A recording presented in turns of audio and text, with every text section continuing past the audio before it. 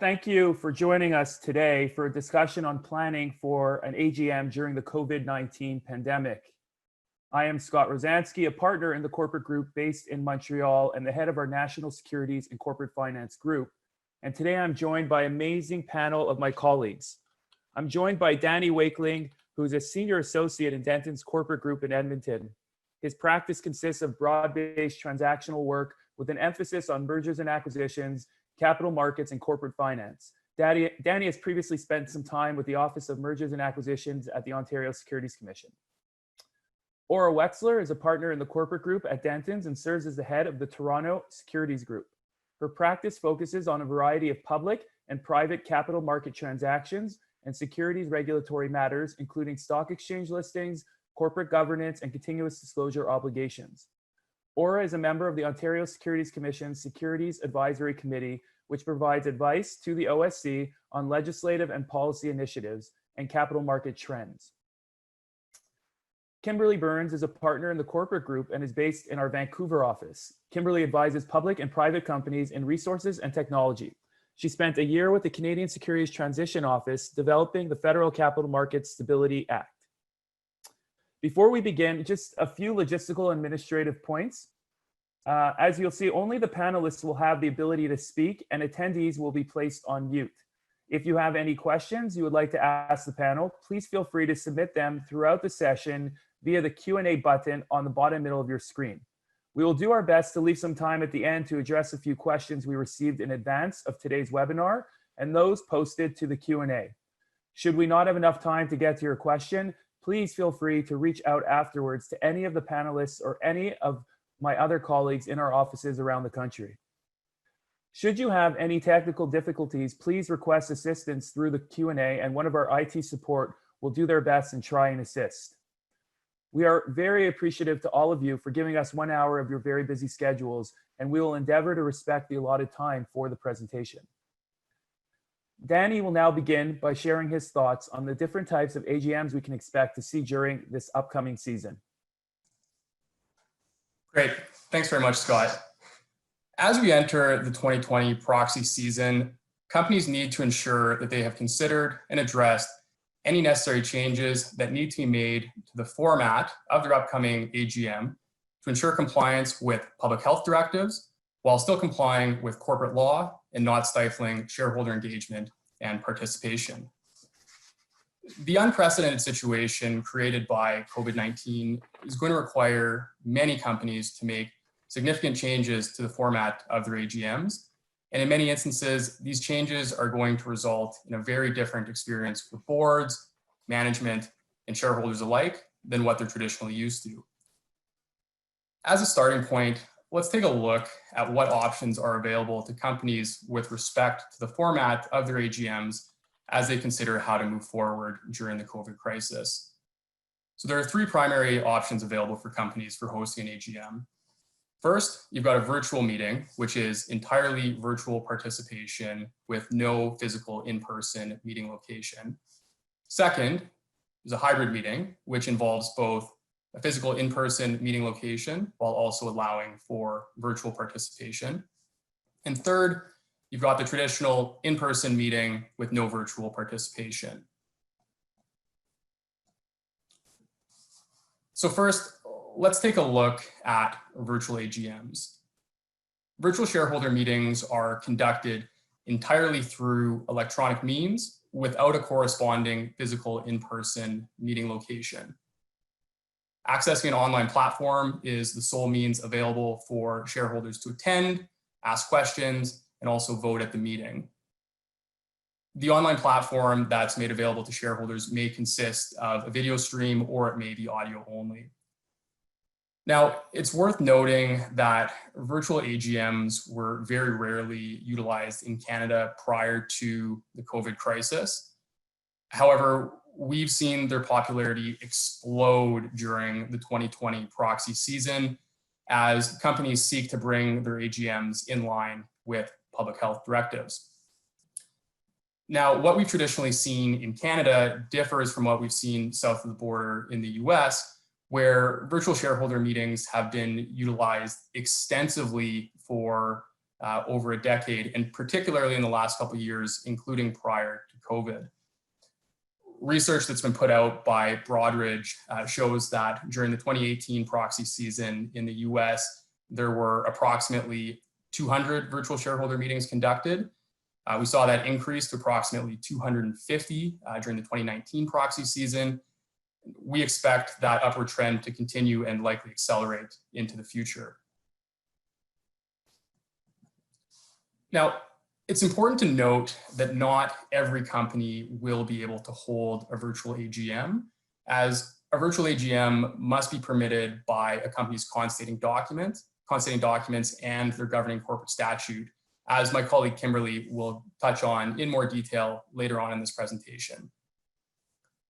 That being said, if an issuer is not able to hold a virtual AGM as a result of restrictions in their constating documents or corporate statute, or if it simply wouldn't be appropriate to host a virtual meeting due to the subject matter being voted on at the meeting, which we'll touch on later on in this presentation, there are still options available to companies.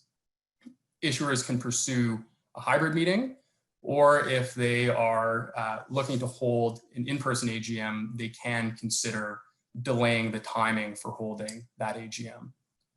So first, let's take a look at hybrid meetings. A hybrid meeting is a meeting conducted at a physical in-person meeting location and is also open to online participation. So what that means is that shareholders, if they choose, can physically attend the meeting at the in-person meeting location, or they can participate electronically. Although, given the current environment with COVID, we would expect that most issuers would strongly discourage physical attendance at the in-person meeting. So next, let's turn to what you can do to delay a meeting. So due to public health directives limiting the size of gatherings in most provinces, holding an in-person AGM is likely going to violate those government health directives unless the expected attendance at the meeting is extremely limited or significant modifications are made to the traditional format so that you can provide for appropriate social distancing. Now, while I acknowledge that the size of permitted gatherings in various jurisdictions are starting to increase, it's likely not advisable to plan for an in-person AGM in the near future, just because we're not exactly sure what things are going to look like. As you'll hear about from my colleagues later on in this presentation, companies can avail themselves to certain relief provided by various stock exchanges or certain provincial governments with respect to the timing for holding their AGMs. You'll also additionally hear about how companies can seek court orders permitting a delay for that required timing.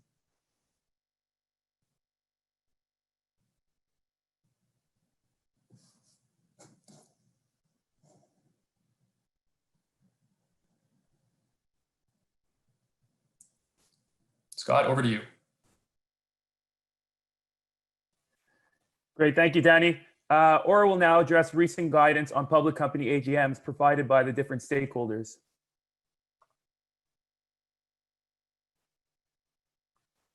Aura, you have to come off of mute, please. Yep, thanks, Scott. I was just doing that as you were introducing my section. Thanks everyone for joining. Most of my work is in the public company space, and so I'm going to be speaking on that area. And the first area I'm going to be talking about is the guidance that have been put out by the Canadian Securities Administrators, which is basically the formation of the securities regulators from each of the provinces and territories in Canada. And they provide guidance on March 20th on conducting AGMs during the COVID-19 outbreak. And what the CSA guidance aims to do is really assist Canadian public companies while at the same time ensuring that they still fulfill their obligations under securities legislation. The CSA guidance relates to all business transacted at AGMs, and examples that would be typical include the election of directors, and as is often required under stock exchange rules, amendments to any equity incentive plans like stock option plans, restricted share unit plans, deferred share unit plans, and so on. Now, the CSA guidance also cautions companies involved in proxy contests, holding meetings for special reasons, which would include things like M&A transactions or obtaining security holder approval for transactions under what's called Multilateral Instrument 61101, should really contact their principal regulator to discuss what steps would be appropriate in those circumstances. It may not be appropriate in those situations to go with a virtual only meeting. So if I were to have to summarize the CSA guidance in a nutshell, it really states that if a public company plans to conduct a virtual or a hybrid shareholders meeting, it expects the company to tell its security holders, as well as any other party that's involved in the proxy voting infrastructure. And those other parties would include intermediaries, registrars and transfer agents, and proxy service providers, as well as other market participants of such plans in a timely manner, and disclose very clear directions on some of the logistical details of the meeting, including how security holders can remotely access, participate in, and vote at the meeting. As Danny mentioned, this is really new territory for everyone, so it's very important that clear details are set out in the meeting materials. Now, there's two situations that a company can be faced with. The first is, at least these days, not as common in light of the fact that the guidance is now out, but assuming a public company hasn't yet sent and filed their proxy related materials, all of these details can easily be included in those documents, like the management information circular, the form of proxy, and the notice of meeting. In the now unlikely situation that a public company has already sent and filed its proxy related materials, that company doesn't need to send additional details or amend those documents solely for the purpose of switching to a virtual hybrid meeting, as long as a few conditions are satisfied. And those basically include issuing a press release announcing the change in the date, time, or location, filing that press release with the securities regulators on what's known as SEDAR, the System for Electronic Document Analysis and Retrieval, and lastly, really taking all steps that are reasonably necessary to tell all parties involved in the proxy voting infrastructure of the change. Now, just to be clear, the CSA guidance doesn't address or in any way replace or supersede any provisions relating to the conduct of shareholders meetings in companies' constituting documents or governing corporate statutes. And so as a result, companies really need to review these documents when determining how their shareholders meetings will be conducted in light of COVID-19 related concerns. The main message, though, in my mind, from the CSA is that market participants should be, and the regulators are really expecting to be flexible and really work with issuers to help them hold their shareholders meetings during this pandemic. Not surprisingly, the CSA will continue to monitor the impact of the pandemic, and they may issue further updates and guidance as may be required.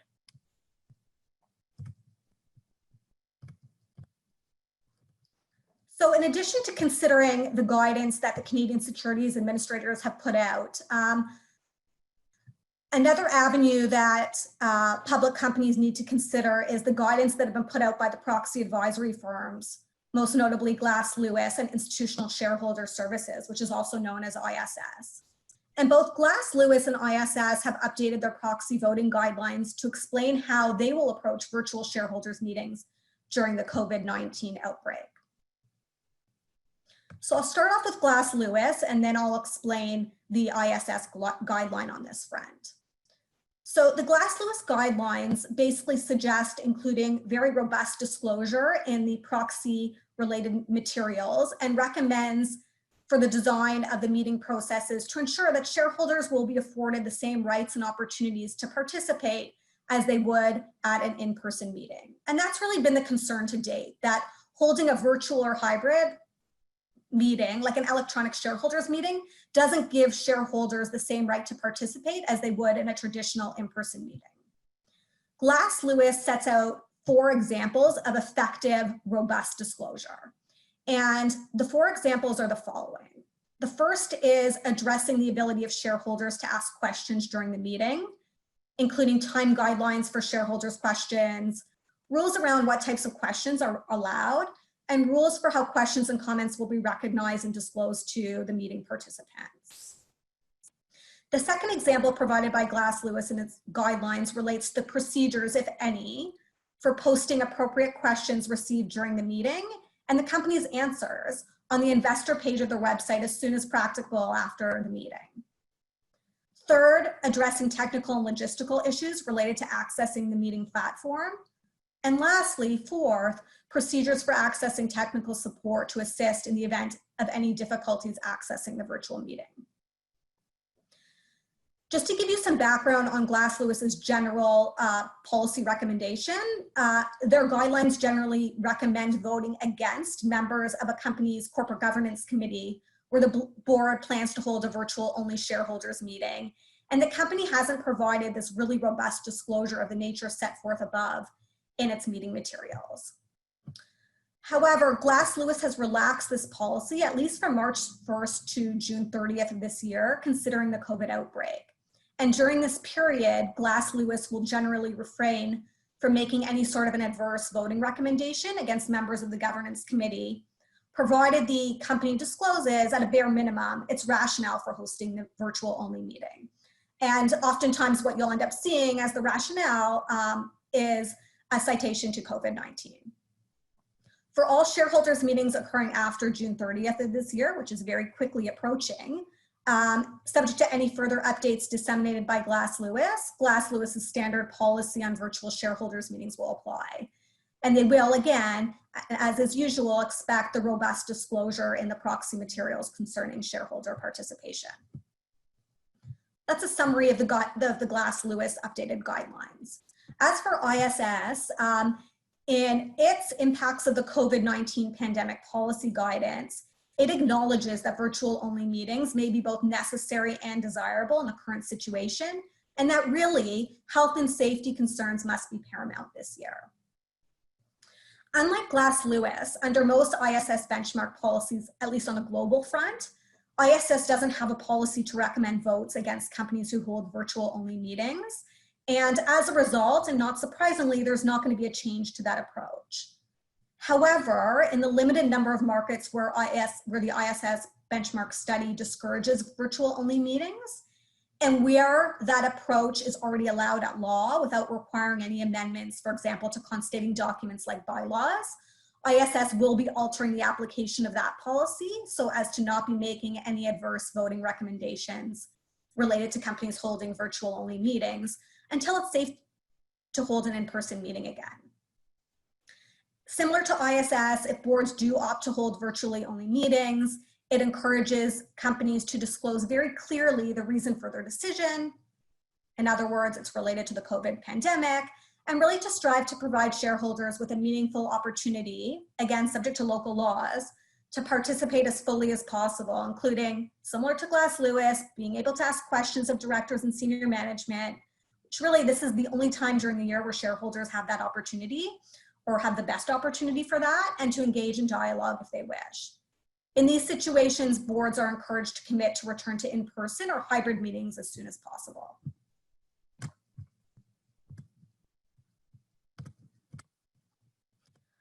Another important consideration for public companies is the various policies or rules of the stock exchanges on which they're listed. And helpfully, on March 23rd of this year, both the TSX and the TSXV provided temporary blanket relief from their requirements relating to shareholders meetings in response to the ongoing challenges currently faced by their listed issuers as a result of COVID-19. And the bottom line is, from both the TSX and the TSXV perspective, is that if one of their listed issuers needs to hold an AGM in 2020, it can do so at any time in 2020, up to including December 31st of this year.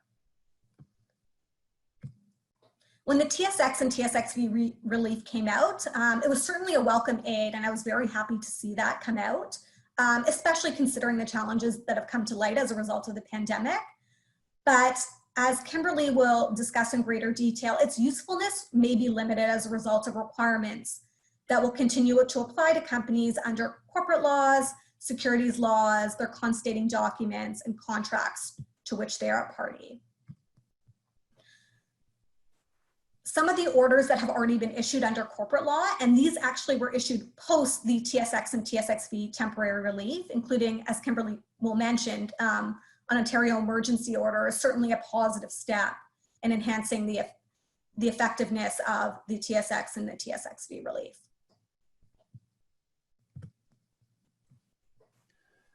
Thank you, Aura. Kimberly will now discuss the temporary relief provided by the different corporate statutes.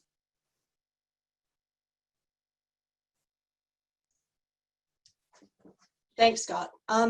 You've just heard that many of the choices and requirements go back to corporate law. I'm going to talk about BC, Alberta, Ontario, Quebec, and our federally incorporated companies.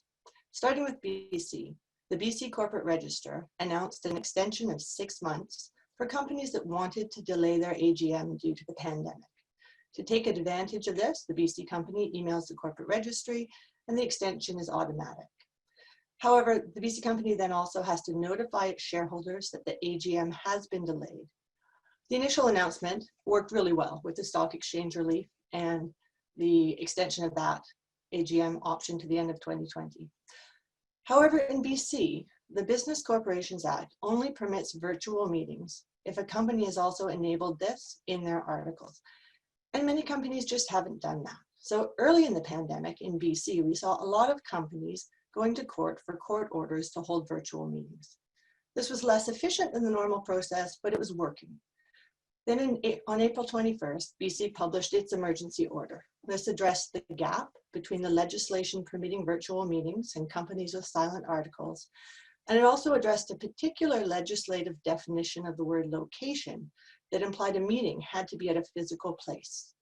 So the BC emergency order, it trumps a company's constituting documents, and it permits every BC company to hold a virtual meeting as long as the shareholders are able to communicate with each other and with the administration of the meeting.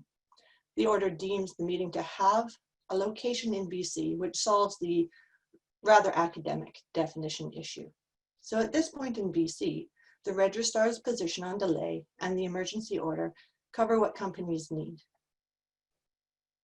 Moving to Alberta, Alberta also quickly put out an emergency order.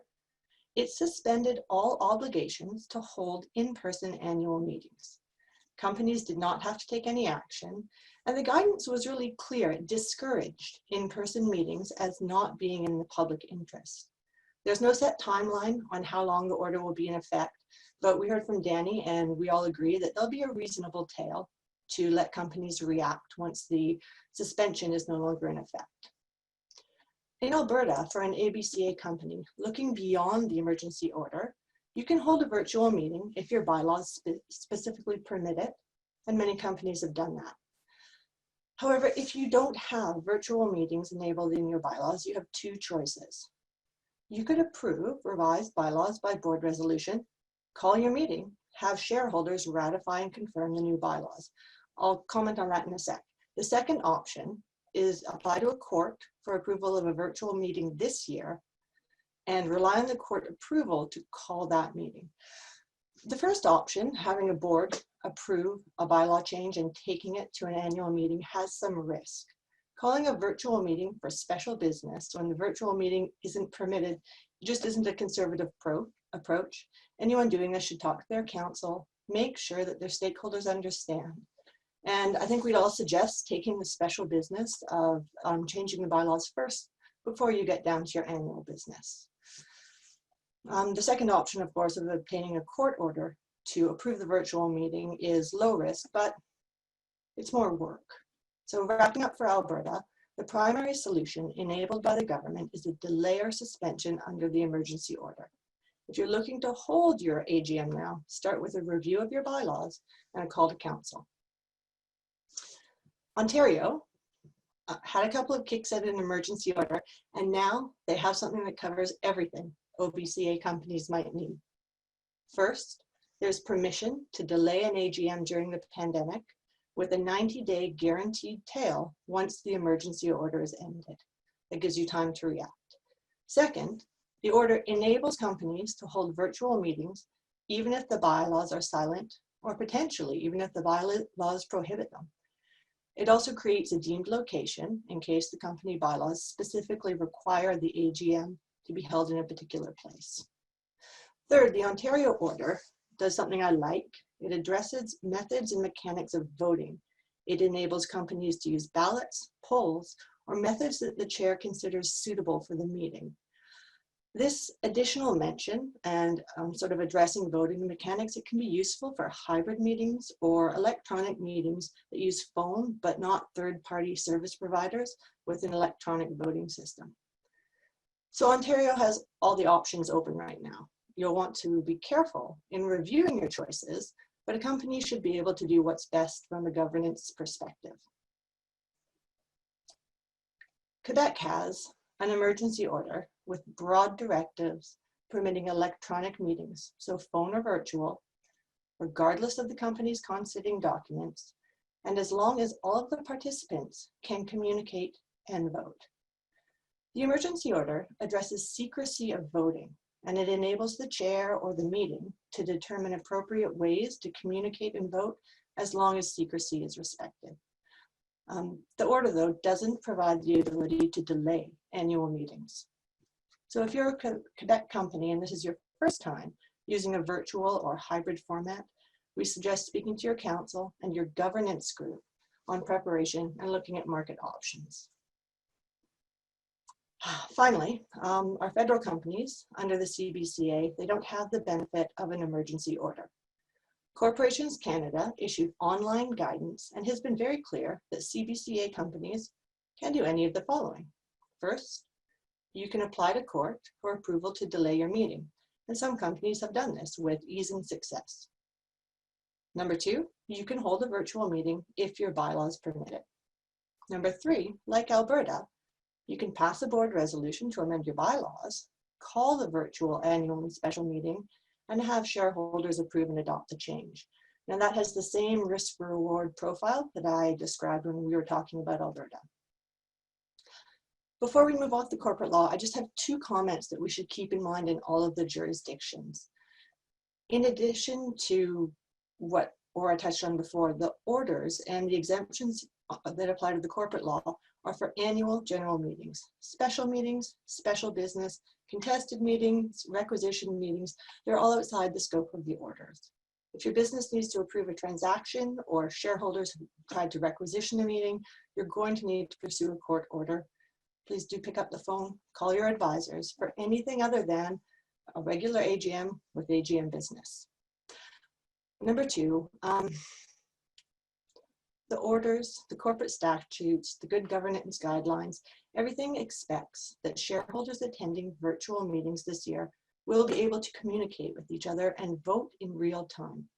Please don't leave this presentation thinking that your emergency order lets you open a phone line, mute shareholders, and pass resolutions by a show of hands where the chair can't see the hands. That's just not the purpose of the emergency orders. Danny's going to talk about virtual best practices, and we have examples for you where companies really went the extra mile to enable participation and respect their stakeholders.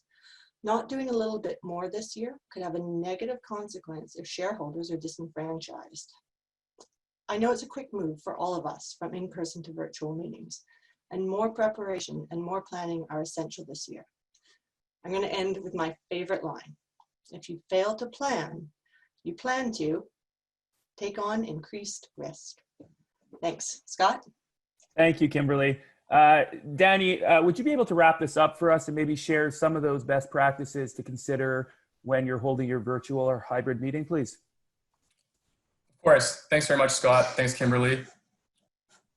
So while there are many benefits from hosting a virtual AGM, and they're well suited to address the public health concerns that stem from hosting an in-person AGM, virtual AGMs do pose certain concerns with respect to shareholder engagement and the stifling of shareholder rights.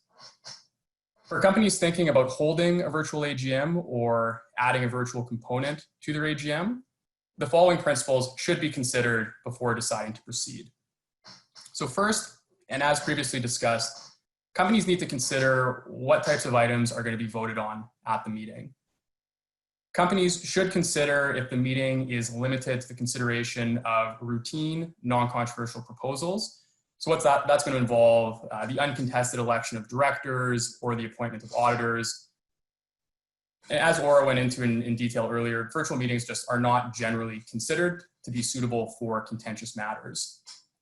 And additionally, and from a practical perspective, given that there's increased likelihood of disruption if the meeting involves contentious matters, it may be difficult just logistically and procedurally for an issuer to deal with those issues if they're hosting a virtual meeting, particularly if this is the first time they're hosting a virtual AGM, and if they don't have practiced and vetted processes in place to deal with potential disruptions.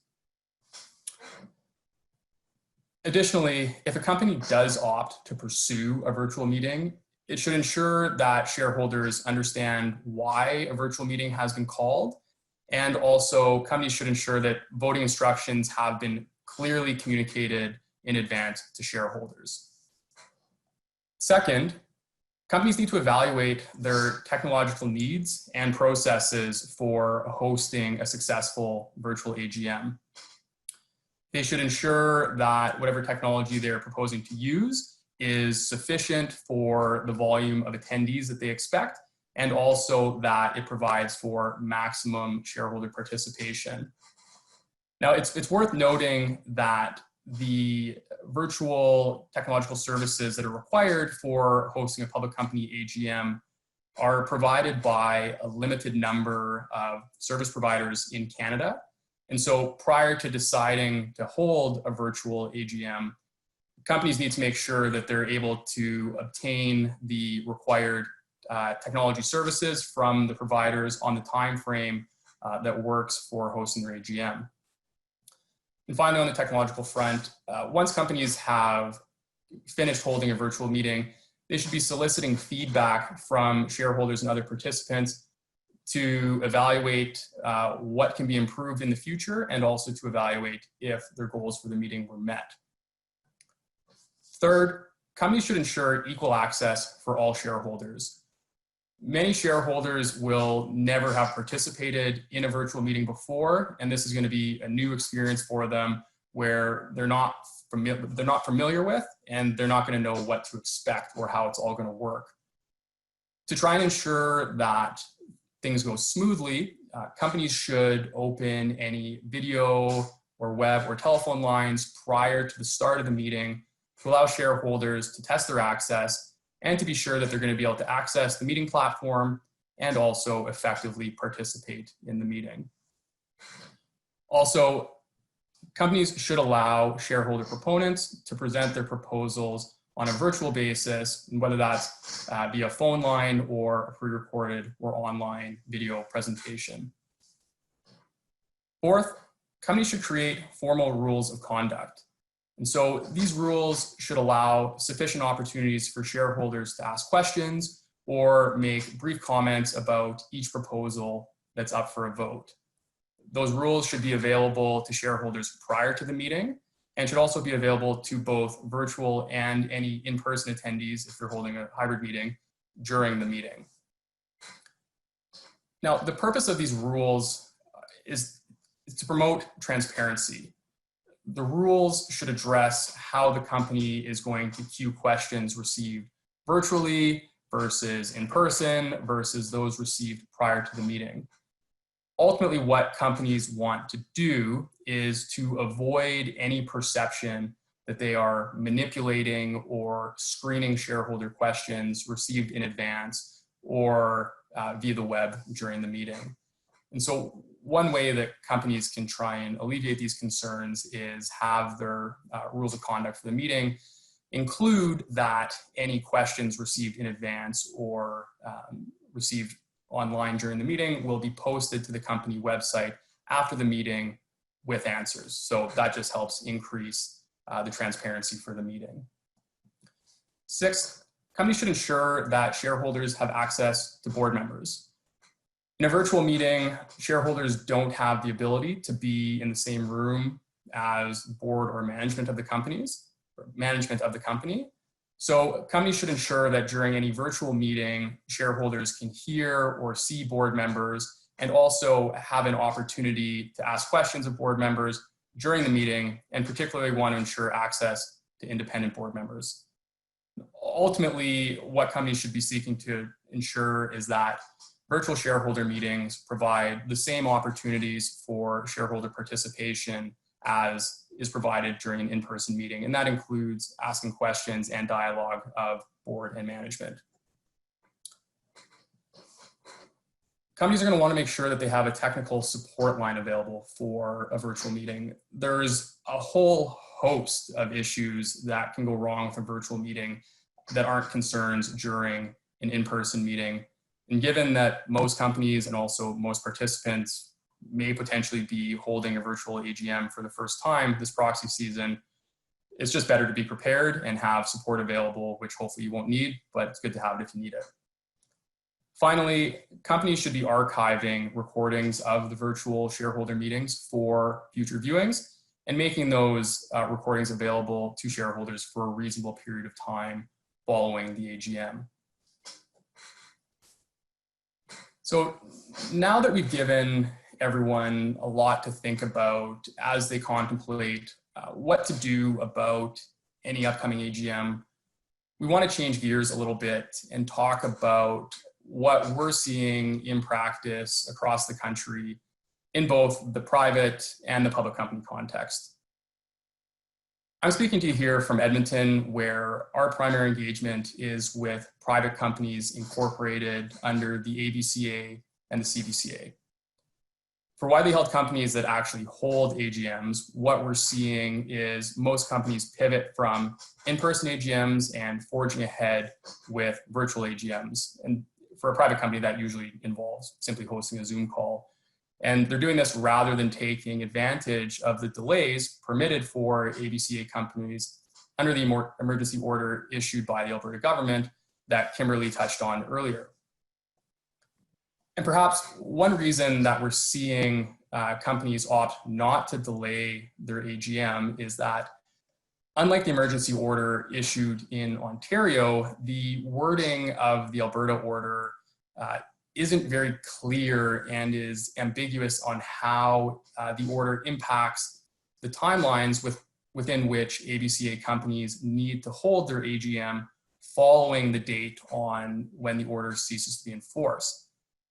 Now, we hope and anticipate that supplemental guidance or a supplemental order will be provided in order to clarify some of the provisions of the order which are unclear relating to timing.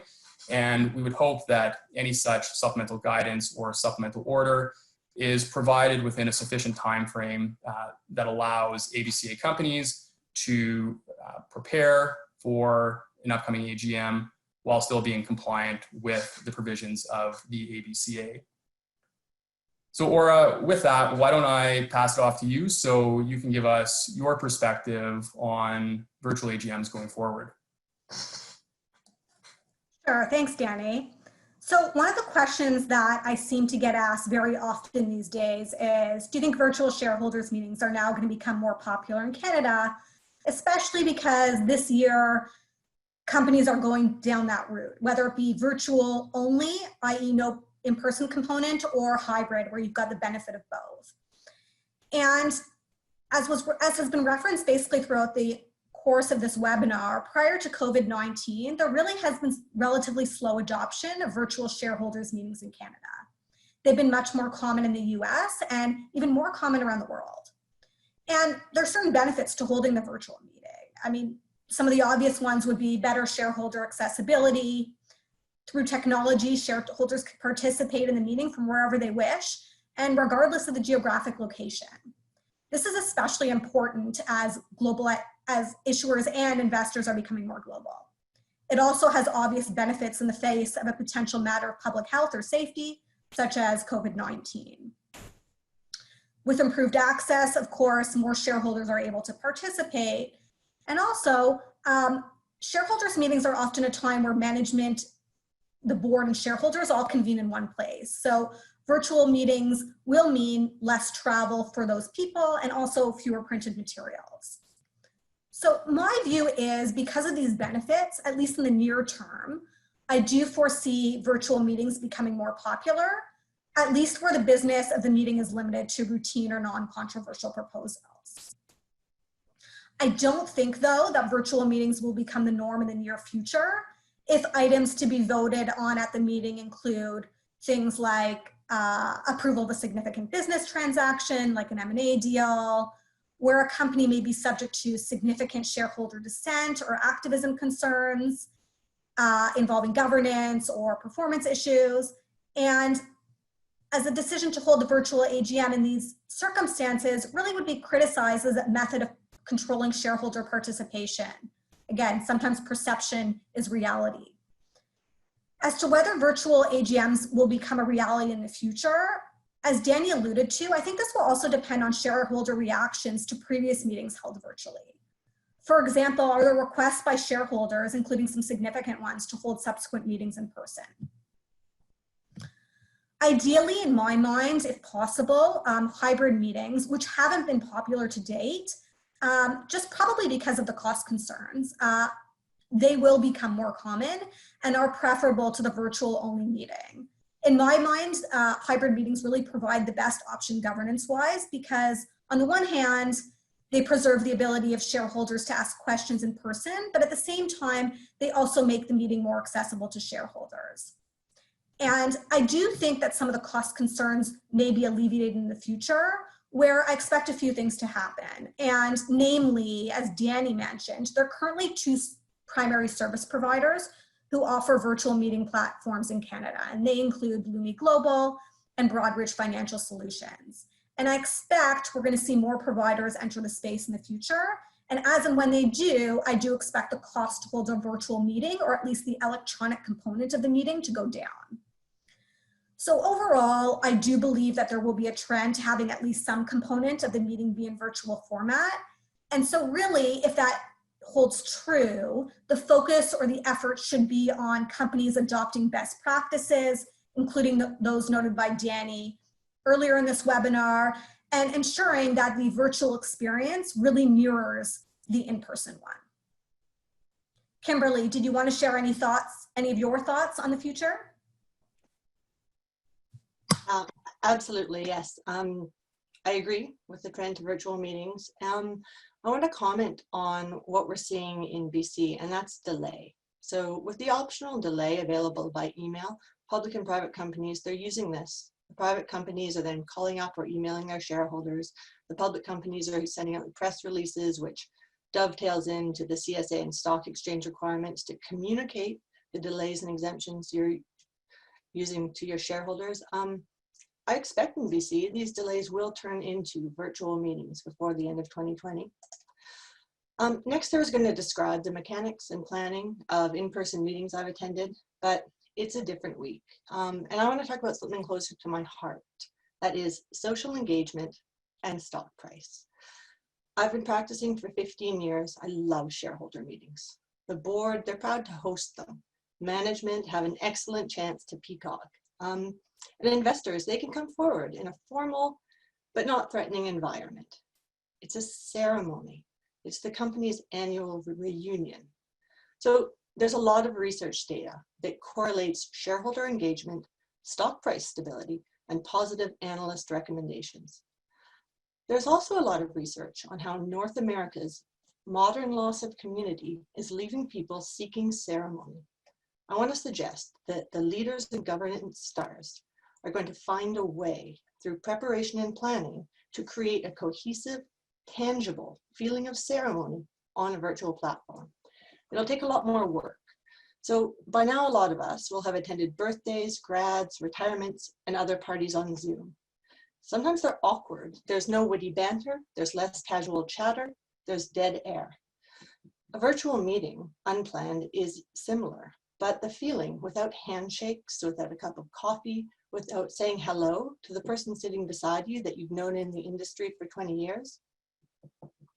Companies that want to shine in this virtual world, they're going to put a lot more effort into specific interactions during a meeting that show visible empathy and human vulnerability. They're going to recognize that their investors want connection and there are limitations on how this can come across virtually. I want to be clear. I mean institutional investors as well as Main Street investors. Your institutional investor rep they're a person. They can't set that aside when they attend your virtual meeting to take notes. I believe there's economic value in recognizing relationships and our need for community. So it's not just the board dinner missing this year. It's the annual opportunity for a shared experience. Now, my good news is yes, you can replicate about 80% of in-person value on a webcast if you know what to do. I suggest as we move to virtual, we all avoid shareholder turbulence by ramping up the ceremony, educating executives on virtual communication research, and really doubling down on engagement. And this is our passion project. Scott? Thank you, Kimberly, Danny, Aura. That was really super informative. Just looking at the clock, it looks like we have a few minutes left to take some questions, some that were submitted in advance. And should you have any now and you want to submit them through the Q&A, we will try to get to as many of those questions as we can. Just as a reminder, as I mentioned at the front of the call, should we not be able to get to your question today, please feel free to reach out to any of the panelists or again, any of our colleagues across the country, or should you have questions obviously outside of Canada, please reach out and we can put you in touch with our colleagues around the world that could help you.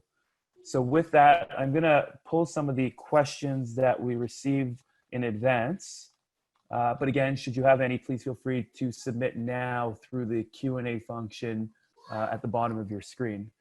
So the first question, on the CSA guidance, what steps do you think would or may be appropriate in those special circumstances, i.e. proxy contests, approval of M&A transactions, etc.? I think this would probably be for Aura, who addressed this during the call. So Aura, could you share some of your thoughts, please? Sure, I'm happy to take this one. In my mind, there really should be flexibility for companies to address these concerns, at least in these contexts, provided at the end of the day, reasonable processes are followed. So in my mind, the options would be, or the steps could be, postpone the meeting to a later date, which may not be ideal. And so perhaps holding a regularly scheduled meeting in person, and limit that meeting to attendance by certain people, like the registered shareholders and duly appointed proxy holders. So in other words, no guests allowed, but at the same time, have a webcast. And if you're gonna go down this route to hold a regularly scheduled in-person meeting, I would expect companies would strongly discourage physical attendance and encourage shareholders to vote in advance by proxy, permit shareholders to submit questions through the webcast at the meeting, including having motions be brought from the floor. Perhaps set a cap on a certain number of attendees in person with a plan to reschedule to another date if more than that number actually end up attending. Another option could be to conduct the hybrid meeting, subject to any restrictions, including those contained in a company's constituting documents, and strongly discourage physical attendance. And lastly, I guess in the context of a contested meeting, one of the options could be having the company approach what we would call like the dissidents or the concerned shareholders to agree on terms for conduct of the meeting. And in the unlikely event that one of the parties isn't being reasonable or they can't agree on the terms for conduct, perhaps going to court and having those procedures determined in advance, including for safety.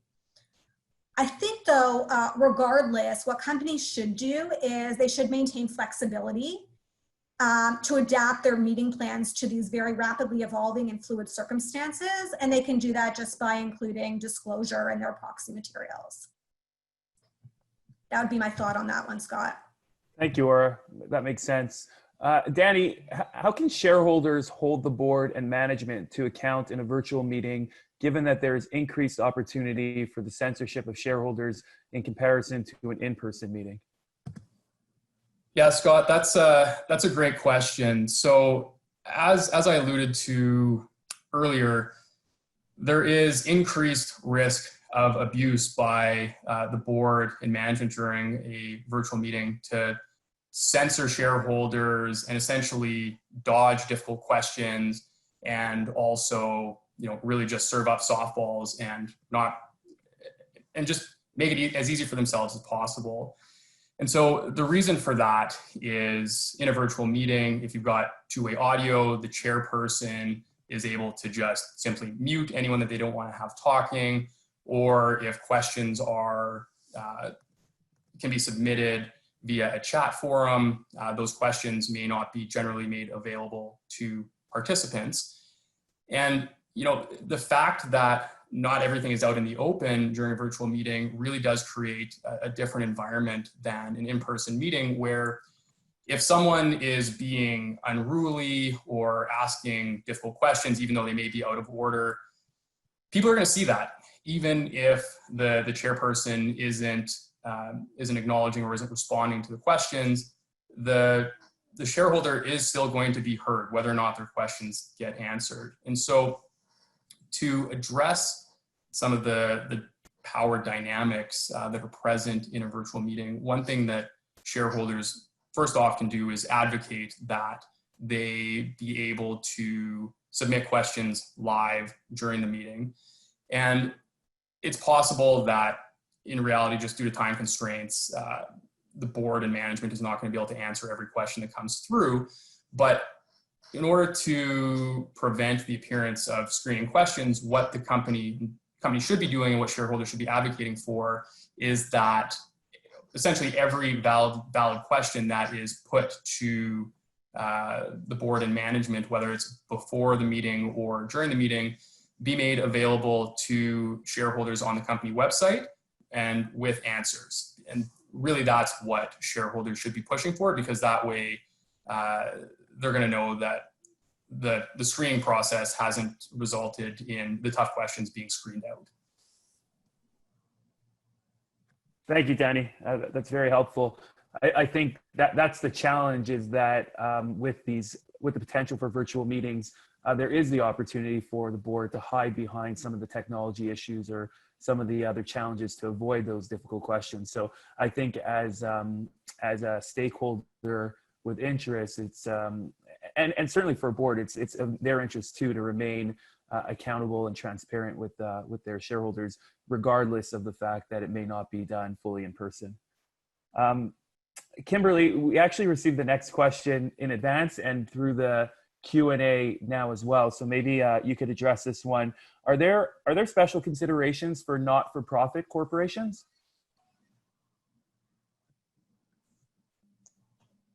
Yes, there absolutely are. Thanks, Scott. They're going to be different province to province. So I'm not going to go through every province. I'll start with Alberta. Alberta actually enabled virtual meetings for not-for-profits. So different than the way it treated its incorporated companies.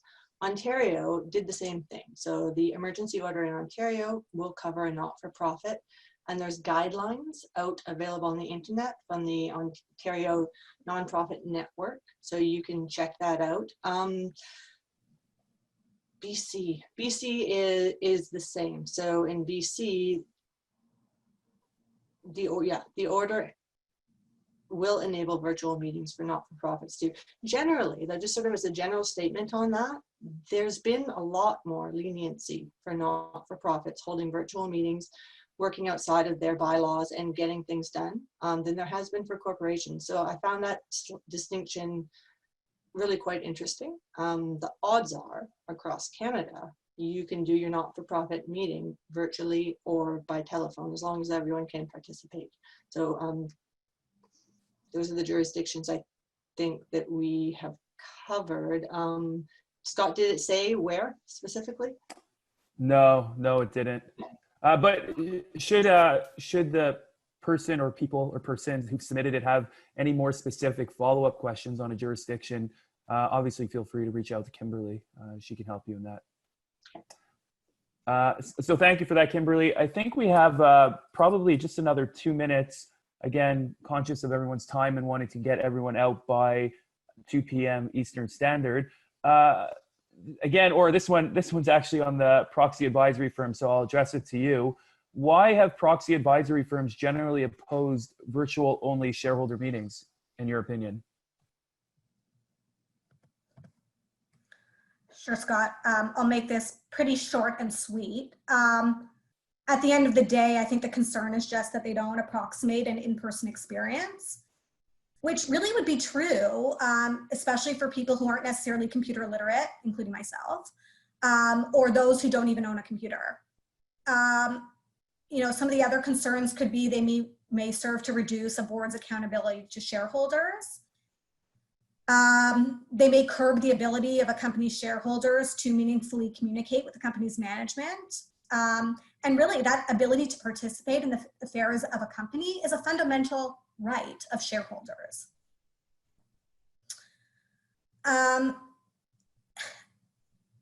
Notwithstanding what I've just said, I mean, and to be clear, proxy advisory firms do acknowledge that virtual meeting technology can be a useful complement to the traditional in-person meeting by really expanding the participation of shareholders who are unable to attend the AGM in person, basically endorsing hybrid meetings. Got it. Thanks, Aura. This last one, I think this will be our last question, and Kimberly, I'll address it to you. It's an interesting one, I think, just given some of the directives and instructions that have come out of Health Canada or some of the other organizations that are following COVID-19. But what triage methods are companies expected to take with attendees when conducting in-person AGMs? Oh, I love this one. I can't do it in a minute, so I'll try. We've had quite a few in-person AGMs or hybrid AGMs continuing on in BC. So I'll give an example of the one I attended that was really well done and really well prepared for. So there was a greeting space that was large enough to maintain social distancing. There were greeters to sort of anticipate anyone that showed up, registered shareholders. They had personal protective equipment, they had masks, sanitizer, and gloves for anyone that wanted them. And we're talking about guests. Everyone else that attended was already planned for. So the chair and the second chair came in person. A lot of other people attended by phone. So they had an open phone line. They didn't have a video conference. They had prepared special rooms. So if you had a shareholder attend and they wanted to be there in person but didn't want to share a room, they actually had office-sized rooms set aside with the conference line. They also had an auditorium style space available for the conduct of the meeting for people that wanted to be in the same room as the administrators, well, the chair of the meeting. It was really well set up, and a lot of work went into the planning. On the day, no registered shareholders or guests attended. So I viewed it really as a success for the company and for the shareholders. It wasn't that different in the end than a regular meeting, but it did take more preparation and more thought about how to maintain the social distance while maintaining the connections in person. Thank you for that, Kimberly. So I think we're just at time. I'd like to thank our panelists for sharing with us today their experiences and their insight on the discussion. As well, I'd like to thank all of our attendees for making yourselves available to join us today. We really do appreciate you giving us an hour of your time in this very probably hectic time period for you all. Again, just to repeat, should you have any follow-up questions at all or need assistance with anything, please do not hesitate to reach out to one of us and we will be happy to assist. And with that, I wish everyone a great day and a great rest of the week. So thank you.